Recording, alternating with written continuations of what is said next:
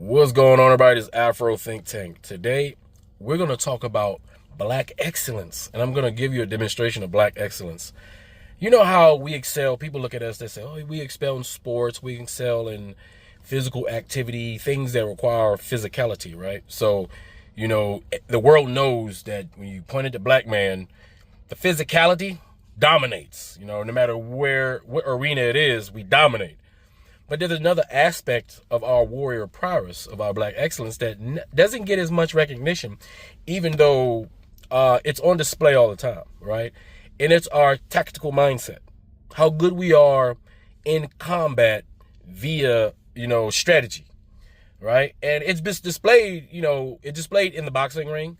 If you look at all the greatest boxers in history, right, they're all black, right?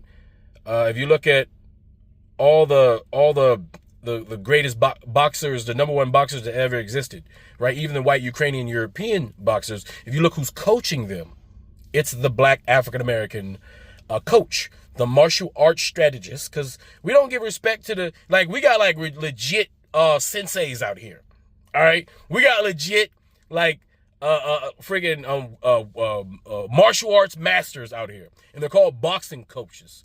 And what mixed martial arts has shown us is that when it comes to combat sports, boxing, in particular the African-American style of boxing, is the dominant martial art in the real world, right? Especially if utilized by somebody that has the twitch muscles in order to execute the strategy based off that dominant art form, right? Not only do we got the physical capability, but we created an art form and a style of fighting which is superior than everybody else. We also have the greatest tactical mind of all boxing coaches, right? You would see somebody like the Mayweather family, right? These are tacticians. These are people who can look at a ring and see two people fighting, look at the tactics that are being used, and come up with a strategy within 2 minutes to improve their boxer's chances of winning the next round and to ultimately winning the fight. And if you look at, like I said, any great white boxer, especially American white boxers, utilize the African-American style, and, they excel to the extent as their body will allow them to, like Caleb Plant, for example, right?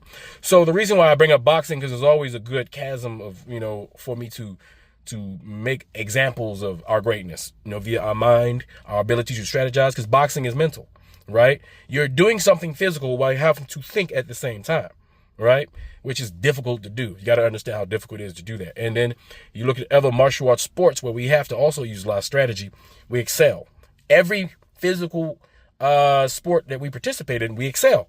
But what happens when there is no physicality and it's all mental, it's all strategy, right? What you're going to see, there's another part of black social media, another part of black culture, right? Where we have started to participate in the culture of the Asian community, and they start to participate in the games that they like to play, right? And that has become a part of our culture. Just like people cosplay or people participate in African-American culture as our culture spreads throughout the world, other cultures have had impacts on us, and we participate in those cultures respectfully, right? And respectfully, we participate in the culture of anime and anime-related board games. We play games like Dungeons and Dragons, which is a more European thing, I guess. But we play games like Yu-Gi-Oh, right? Y'all know Yu-Gi-Oh, right? We used to watch that cartoon, Yu-Gi-Oh. That was one of our shows. We had goddamn Pokemon. We had Yu-Gi-Oh. We had goddamn Powder Puff Girls. At that point, we didn't know the difference between anime and and cartoons, whatever. We were watching it, right? And so there's a large part of the African-American community who participate in these things as hobbies, as activities. And the thing about the Yu-Gi-Oh game, right? The Yu-Gi-Oh game, unlike a lot of other games, is a very complicated, complex game that requires strategy, forethought, and just an overwhelm and a deck. And it's also pay to play for those who are lazy but got the money to pay to get the cards that will give you the advantage in the game. We're talking about chess on a whole nother level. We're talking about playing Go. Go level strategies are necessary in order to win or excel in this thing. It's a serious sport, all right, that people take seriously. People get sponsored for these type of events. And I'm going to show you this black guy and some other black people who are also interested and see how we also, as black people, when we participate in other people's culture, other people's cultural games. We also add our flavor to it. And when we do, we make it cool and we highlight it and we promote it, the best parts of it around the world. And African Americans and black people in general have done a great job as ambassadors for board games and various other activities that does involve popular culture, hip hop, R&B, blah, blah, blah, blah, to the world, making it digestible for other people to see that it's cool, because even our black geeks, our blurs, make blurred look good. Black people make being a geek cool because we add even our cool element into the blurred community, which, even though in the African-American sense, we don't really make fun of our nerds. We just recognize that they're on the nerd spectrum of the things, unlike other groups who actually make fun of their nerds. Too, it's not a communal thing to make fun of our nerds. We just usually, once we recognize they're in that category, we, safely allow them to be the nerd civilian that they are, and not, expect them to be, this, and we usually protect them, right? Because our nerds are smart and they're intelligent. They get the best jobs, and they're the ones we go to when we need shit done. All right, so we protect our nerds, right? And some of us blend the lines between being a nerd and being the stereotypical coolness. Like me, I'm a nerd. I don't care. I'm a nerd. I like being a nerd. Nerd stuff is cool. Nerd stuff is safe.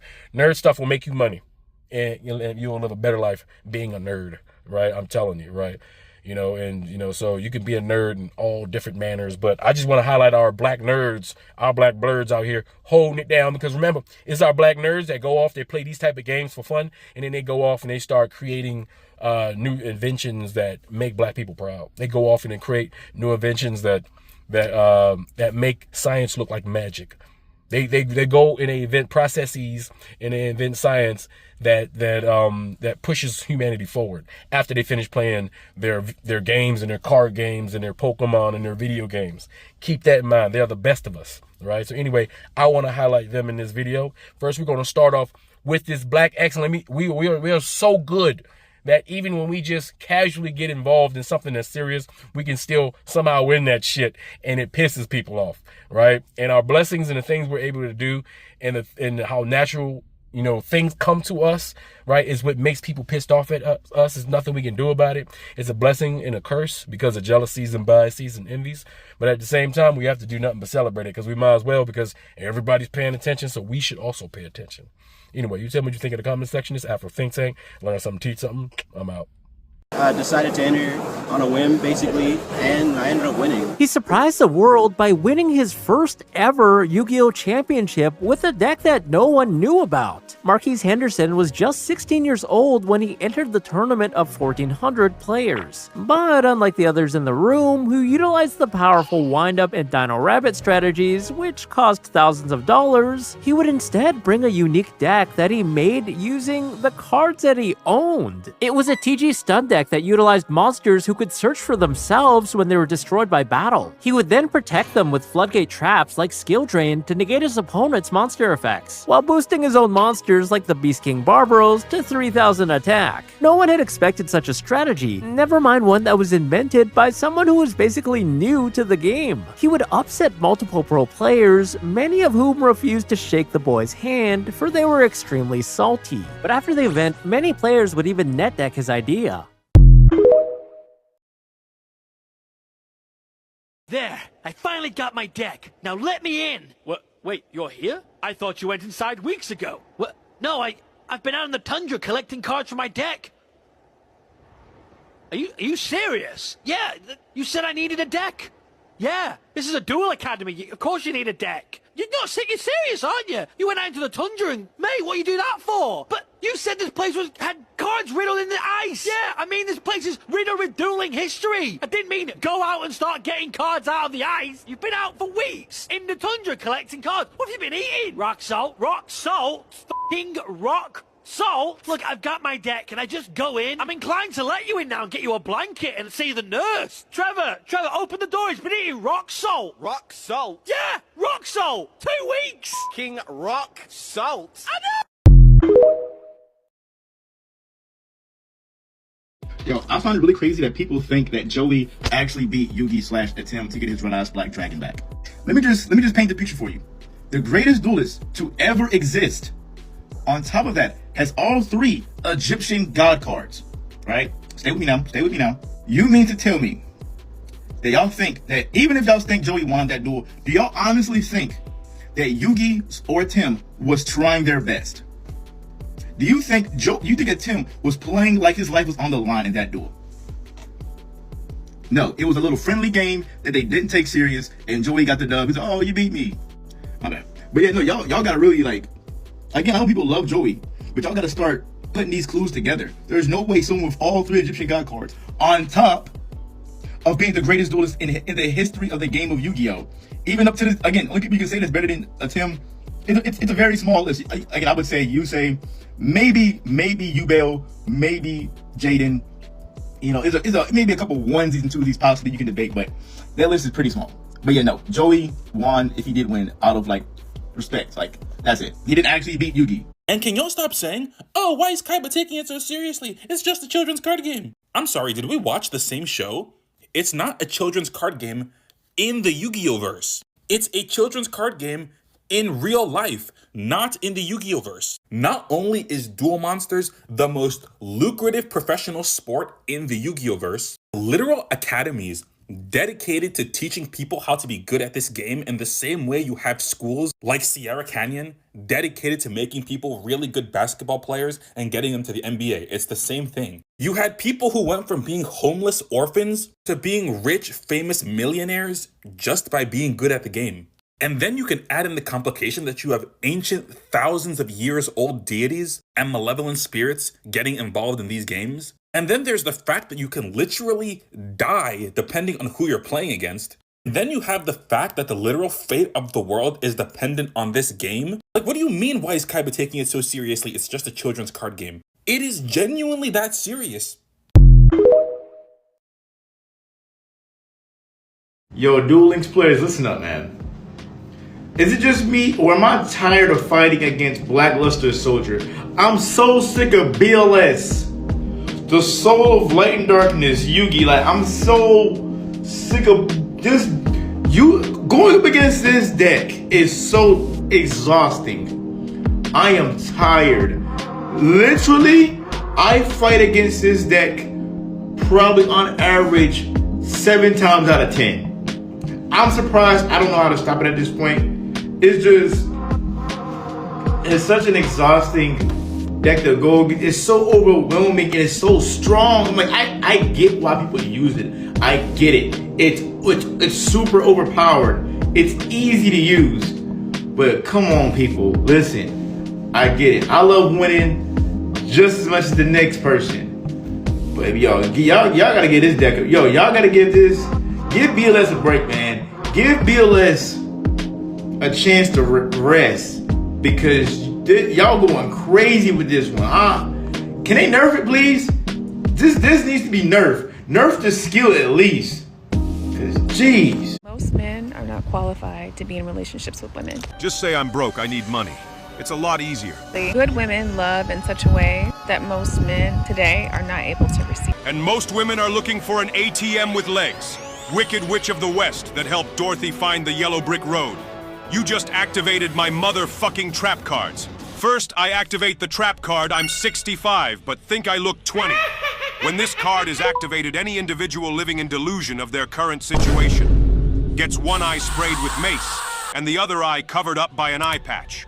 With your makeover complete, you get falsely accused of a crime you did not commit and spend 20 years in jail. Last I activate the trap card, I'm sorry he never wanted you. When this card is activated, you automatically lose the duel, as the bitterness from you not being able to get the man you wanted when you were young causes you to have major cardiovascular issues, forcing you to stay in a hospital and never post a video online for the rest of your goddamn life. Now go. You are banished to the Shadow Realm, aka dressing up as Sid from Ice Age and getting smacked in the face with a pie. I want to address something that has never been addressed in the Yu-Gi-Oh fandom, and that's Merrick, Ishizu, and Odeon. I'm starting with Merrick, obviously. Now, all 3 of these characters, they're black, they're from Egypt, or whatever. And you know, in the US version of Yu-Gi-Oh, we know them as Merrick, Ishizu, and Odeon. Now, that's actually a mistranslation, because in Japanese, the L's and the R's, they get confused for some reason. This man's name is Malik. It's spelled M-A-L-I-K. It's not Merrick, it's Malik. And his name is Malik because he's black. Black people have black sounding names. Y'all need to redub the whole series and give them their proper names. Big Leak with the big rod. And then Ishizu, her name is Isis. That's why she has the Millennium Necklace, because it lets you see the past and the future. That's supposed to represent a black woman's intuition. She always knows what's going on. You can't get over on her. And I don't know where the hell they got Odeon from for this guy. His name is Rashid. R-I-S-H-I-D. Rashid. This is all on the official Yu-Gi-Oh! Wiki. If you don't believe me, go check it, but go back and correct those names. Yu-Gi-Oh! Is kind of set up in this weird way where there are no real world solutions to any of the problems in the show. Like, Pegasus takes Yugi's grandpa and puts his soul in a Yu-Gi-Oh! Card in the first season and says, hey, you got to come out here to my island and duel me. First, you got to duel a bunch of other people, but then you have to duel me to get your grandpa's soul back. But, like, let's say Yugi just decides, all right, I'm going to go to the police. I'm going to tell them that you got my grandpa. Like, even if, like, exposing Pegasus and maybe try to put him in jail or whatever, if that was an option, how do you prove that Pegasus has done anything wrong? Your grandpa is, like, almost 90. It is far more likely that, like, he would have a stroke or a heart attack or something crazy and fall into, like, a coma for 2 weeks. So, like, even if you were to go into Pegasus' castle and take a card and say, look, he has my grandma's face on this card, that's why my grandpa won't wake up. Like, there was never anything in the show that was going on externally that would lead to anybody but the main characters understanding that the world was in danger. So you literally have to play this card game to solve all of the problems. What is this? It's so it's from a cartoon. It's from Yu-Gi-Oh, but it's also Egyptian. It's the All-Seeing-Eye. And then I got it because of Juice WRLD. It was me and Juice WRLD out there. Yeah. Yo, that's crazy. Hey. And I'm in it to win it, unlimited under a minute, 100% I give it until my shit is diminished. They call me Dennis the Menace, and all these niggas will witness the way I tended to business. I should have had an apprentice. I think I'm getting the hang of it, controlling, maintaining it. Really ain't no explaining it. How advantage obtaining it early. This shit was straining me. Now my body's sustaining it. Bail miners complaining, cause now it ain't no containing me. Let me slow it down. Picture on the mound, make you play catch with these words that I throw around. I strike fear when I roar, man. You know the sound. Everybody in this world avoid know what's going down. Talk style, but it really ain't a thing to me. More swag than a Kai and a Supreme Lady. Hoping the universe still got a ring to me. Full power, I ain't even throw a beam. Who taught you to hate the texture of your hair? Who taught you to hate the shape of your nose? Who taught you to hate the color of your skin to such an extent that you bleach? Who taught you to hate yourself from the top of your head to the soles of your feet? Before you come asking Mr. Muhammad, does he teach hate? You should ask yourself, who taught you to hate being what God gave you?